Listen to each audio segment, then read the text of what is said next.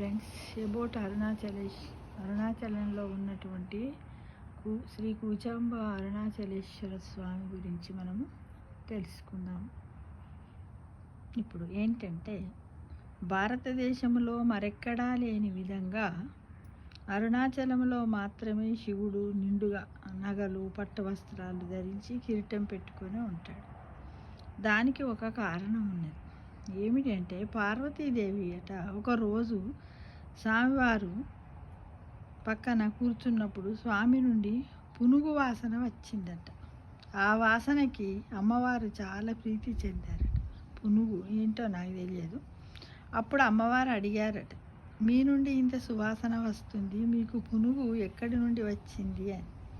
దానికి పరమేశ్వరుడు ఇలా చెప్పాడట, పార్వతి, పునుగు పిల్లి యొక్క వాసన వల్ల ఋషుల భార్యలు పునుగు పిల్లి వెంటబడడం జరిగింది. అప్పుడు ఋషువులు ఏదో ఒకటి చేసి వాళ్ళ భార్యలని ఆ పునుగు పిల్లి నుండి రక్షించమని నన్ను అడిగారు. నేను సరే అన్నా. అప్పుడు నేను పునుగు పిల్లి దగ్గరికి వెళ్ళి ఇలా అన్నాను, పునుగుగా నీ నుండే వచ్చే సువాసన వల్ల ఋషిపత్రులు నీ వెంట పడడం జరుగుతున్నది. నువ్వు వెంటనే నీ ప్రాణాలని వదిలేయి అని అన్నాను. దానికి పునుగు సరే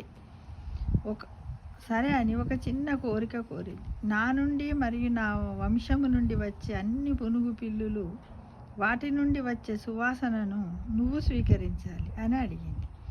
అందుకు నేను అంగీకరించాను అని అన్నారు. ఎవరు?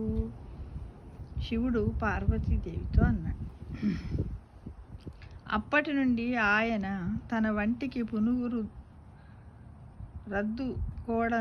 రుద్దుకోవడంతో ఆ సువాసనకి అమ్మవారు పరవశించిపోయి.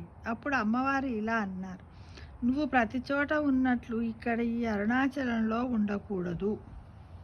ఒంటి నిండా నగలు వేసుకోవాలి, పాములు ఏమి ఉండకూడదు, నెత్తిన కిరీటం పెట్టుకోవాలి, పట్టు పీతాంబరాలు చుట్టుకోవాలి. ఒక్క మాటలో చెప్పాలి అంటే, మన పెళ్లి రోజున ఎలా ఉన్నారో అలా ఉండాలి. అంతేకాదు, భక్తులు ఎవరైనా నిన్ను కోరిక కోరితే అది వెంటనే నెరవేరిపోవాలి అని ఇలా ఈశ్వరుణ్ణి అడగడం జరిగింది. అందుకే మనకి అరుణాచలంలో స్వామివారు నిండుగా దర్శనమిస్తారు. ఓం అరుణాచలేశ్వరాయ స్వామియే నమః.